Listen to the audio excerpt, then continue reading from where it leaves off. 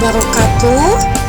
Jumpa lagi di channel Bang Soal Lengkap. Kali ini kita akan membahas buku tematik kelas 6 tema 1 Selamatkan Makhluk Hidup, subtema 1 Tumbuhan Sahabatku, dengan pembelajaran 4. Sebelum mulai, jangan lupa pastikan teman-teman sudah melakukan like, share, dan subscribe di channel Bang Soal ini, supaya channel ini selalu bisa memberikan manfaat bagi kita semua. Oke, kita mulai saja dengan pembelajaran 4. Tahukah kamu bahwa tumbuhan tidak saja bermanfaat sebagai sumber makanan bagi kehidupan makhluk hidup, akan tetapi ada manfaat lainnya dalam kehidupan kita. Yuk kita cari tahu. Berdasarkan pengamatanmu sehari-hari, tuliskan berbagai manfaat tumbuhan bagi kehidupan makhluk hidup. Pada gambar ada pohon-pohon yang menghasilkan O2 atau oksigen. Kemudian makhluk hidup lain, manusia dan hewan, mempergunakan oksigen untuk bernafas. Manusia dan tumbuhan dan hewan sama-sama membutuhkan oksigen dan karbon dioksida. Manusia dan hewan mengeluarkan karbon dioksida, sedangkan tumbuhan memerlukan karbon dioksida sebagai bahan untuk berfotosintesis. Tumbuhan tidak saja bermanfaat sebagai sumber makanan bagi kehidupan makhluk hidup, akan tetapi ada manfaat lainnya dalam kehidupan kita. Tumbuhan adalah salah satu makhluk hidup yang menempati bumi. Keberadaan tumbuhan bisa menopang hidup makhluk lainnya seperti hewan dan manusia. Kehidupan tumbuhan sangat berguna dan mempunyai banyak manfaat. Tumbuhan merupakan sumber kehidupan yang ada di sekitar kita. Tumbuhan merupakan sumber bagi kehidupan manusia dan hewan. Tumbuhan adalah produsen atau penghasil cadangan makanan, dan juga tumbuhan sumber oksigen untuk bernafas dan melindungi bumi dari sengatan sinar matahari. Beberapa hal yang akan terjadi jika tidak ada tumbuhan adalah manusia dan hewan tidak memiliki sumber makanan, dan bumi akan gersang sehingga kehidupan akan berakhir. Pada tumbuhan terdapat berbagai bagian seperti akar, daun, batang, buah, dan juga biji. Fungsinya sangat beragam dan berguna baik untuk tumbuhan itu sendiri maupun bagi manusia. Tulislah manfaat tumbuhan bagi makhluk hidup dalam diagram berikut. Di sini kita lihat ada gambar bunga dalam pot. Ternyata fungsi tumbuhan di sini ada 5. Yang pertama, tempat hidup tanaman dan hewan lainnya. Yang kedua, sebagai tempat perkembangbiakan hewan. Yang ketiga, sebagai perangkap zat pencemar dan limbah industri. Keempat, sebagai produsen atau pembuat makanan. Dan yang kelima, manfaat tumbuhan sebagai penghasil oksigen atau O2 dan mengurangi karbon dioksida atau CO2. Diskusikan hasilnya dengan teman kelompokmu. Tumbuhan berkembang biak untuk menjaga kelestarian jenisnya sebagai sumber kehidupan bagi makhluk hidup lain. Oleh karena itu, manusia memiliki peran untuk melestarikan tumbuhan. Tahukah kamu bahwa ikut memelihara kelangsungan hidup tumbuhan merupakan salah satu bentuk pengamalan nilai-nilai Pancasila? Ayo membaca. Di pembelajaran 1, kamu sudah membaca teks tentang bagaimana jagung berkembang biak dan membuat catatan pada diagram. Kamu juga sudah mengumpulkan informasi yang ada dalam bentuk tulisan. Buka kembali diagram tentang perkembangbiakan jagung dan baca dengan seksama. Berikut adalah ide pokok dari paragraf 1 dan kesimpulannya. Teks paragraf 1.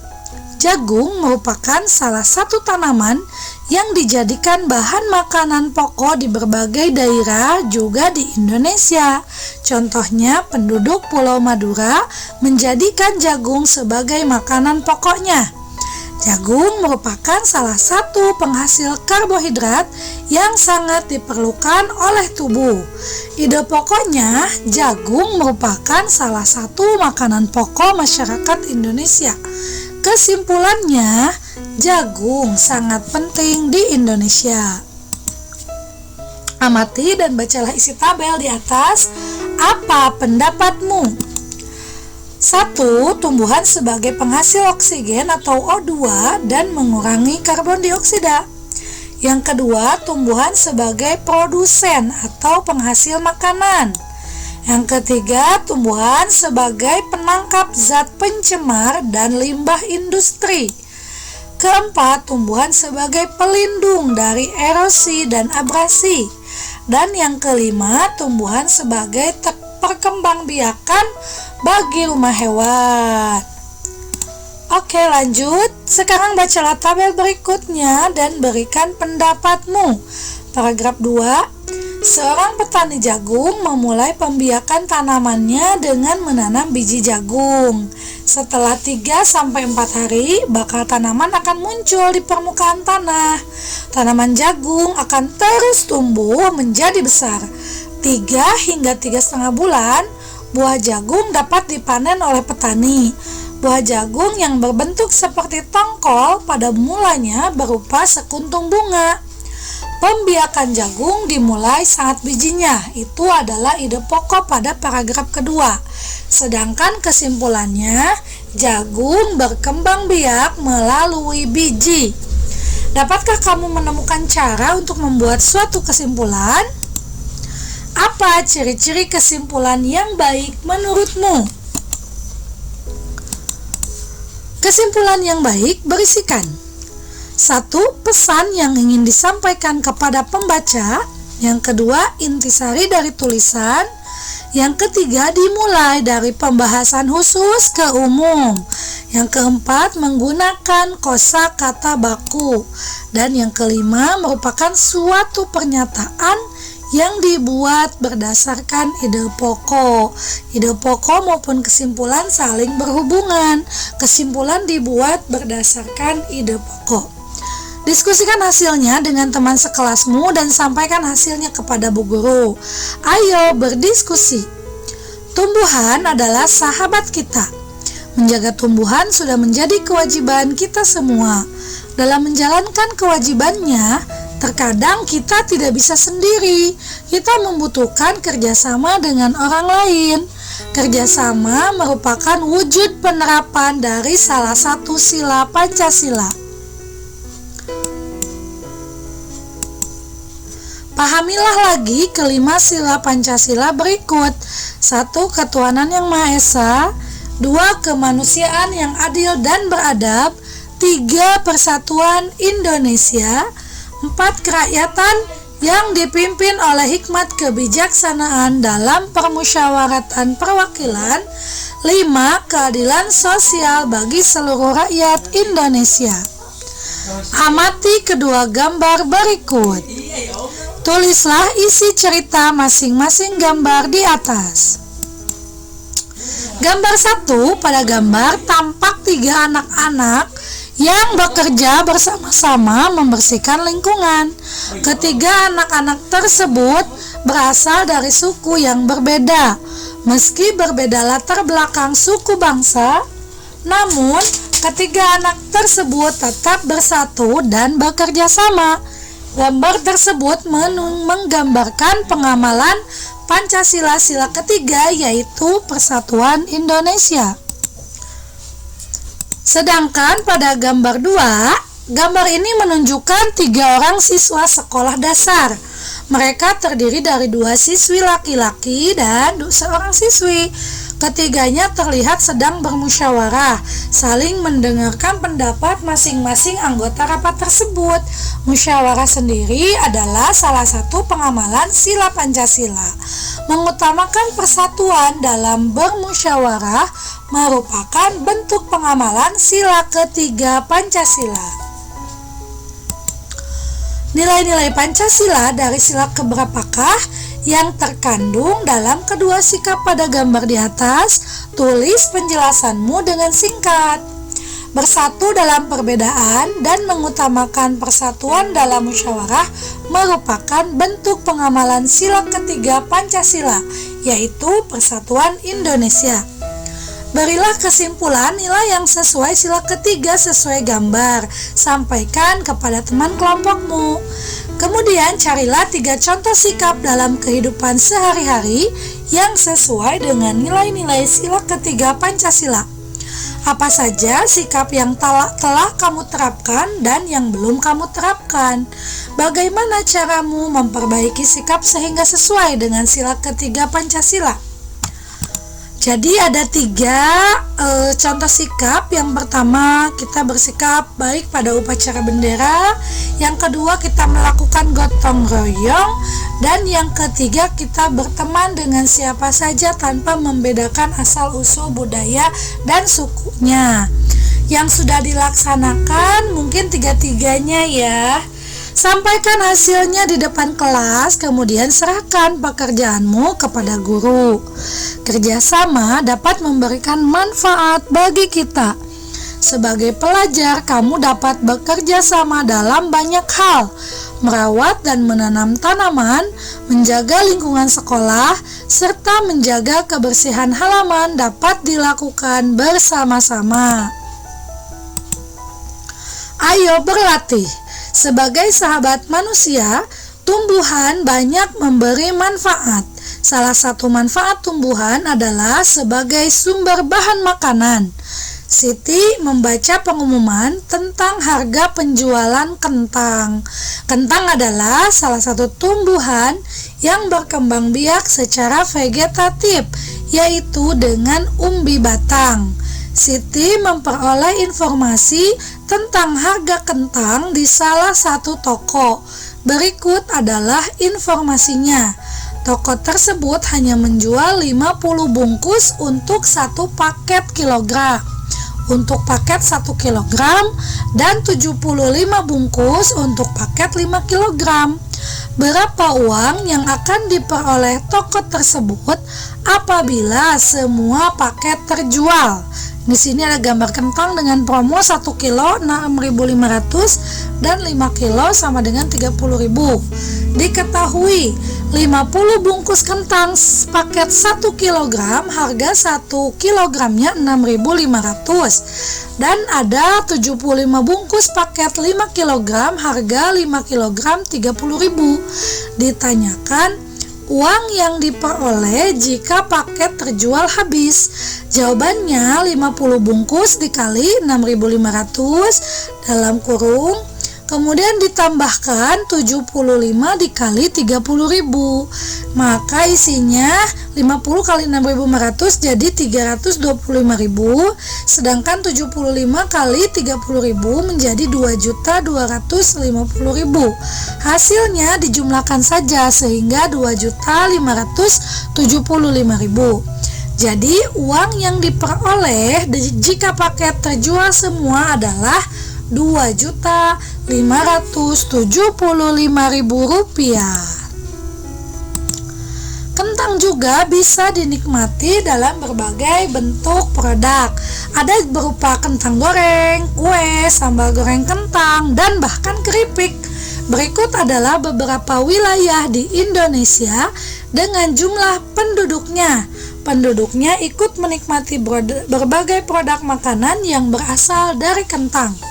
Kota Surabaya jumlah penduduknya 2.765.487. Kota Bandung penduduknya 2.394.873. Kota Medan jumlah penduduknya 2.097.610. Dan Kota Bogor jumlah penduduknya ada 950.334. Sedangkan Kota Cirebon jumlah penduduknya ada 296.389. Nomor 1, ini langsung ke latihan soal. Berapa jumlah penduduk 4 kota dengan penduduk terbanyak? Maka kita harus urutkan dulu berdasarkan tabel kota mana saja yang penduduknya terbanyak sebanyak 4 kota. Yang pertama Surabaya, Bandung, Medan, dan Bogor. Kemudian yang ditanyakan adalah jumlah penduduk tempat 4 kota tersebut ditambah penduduk terbanyak. Jawabannya 2.765.000 ditambah 487 ditambah 2.394.873 ditambah 2.097.610 ditambah 950.334. Hasilnya menjadi 8.208.304 penduduk. Jadi jumlah penduduk 4 kota dengan jumlah penduduk terbanyak adalah 8.208.304. Selanjutnya nomor 2. Berapa banyak penduduk Cirebon yang harus ditambah agar jumlahnya sama dengan penduduk Bandung? Diketahui Cirebon ada 296.389, sedangkan Bandung 2.394.873. Ditanyakan banyaknya jumlah penduduk kota Cirebon yang harus ditambah agar jumlahnya sama dengan penduduk kota Bandung. Jawabannya, banyak pendukung kota Bandung dikurangi banyak penduduk kota Cirebon. 2.394.873 dikurangi 296.387 diperoleh hasil 2.098.484. Jadi, banyaknya penduduk kota Cirebon yang harus ditambahkan agar sama dengan jumlah penduduk kota Bandung adalah 2.098.484. Nomor 3. Buatlah sebuah soal sehubungan dengan data di atas. Soalmu harus berbentuk cerita dan memiliki operasi hitung campuran. Mintalah salah satu temanmu untuk menjawabnya. Ini contoh soalnya. Berapakah jumlah seluruh penduduk 5 kota jika dikurangi dengan penduduk kota Medan? Pertama, jumlahkan dulu semua penduduk dari 5 kota, kemudian dikurangi penduduk kota Medan. Nah, diperoleh data dari penjelasan di atas. Kota Surabaya 2 juta sekian, Bandung 2 juta sekian, Medan 2 juta sekian, Medan 950, dan Cirebon 293.000 sekian. Di total maka ada 8.504.693. Kemudian dikurangi jumlah penduduk kota Medan. Kota Medan ada 2.097.610, maka masih tersisa 6.407.083. Jadi jumlah penduduk kota 5 dikurangi jumlah penduduk kota Medan adalah 6.407.083. Siti kemudian membaca buku panduan yang berisi tentang negara-negara di Asia Tenggara. Siti ingin tahu negara di Asia Tenggara yang menghasilkan kentang terbanyak. Penerbit ini buku panduan yang dibaca Siti mencetak 10.000 buku yang berisi 24 halaman. Setiap roll tinta untuk mesin cetak dapat menghasilkan 6.000 halaman. 1. Berapa roll tinta yang diperlukan oleh penerbit?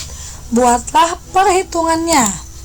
10.000 kali 24 dibagi 60 sama dengan 240.000. Kemudian dibagi 6.000 sama dengan 40. Jadi roll tinta yang dibutuhkan adalah 40 buah. Nah, teman-teman, sudah selesai kita bahas tema 1 subtema 1 pembelajaran 4 untuk kelas 6. Semoga bermanfaat dan terima kasih. Wassalamualaikum.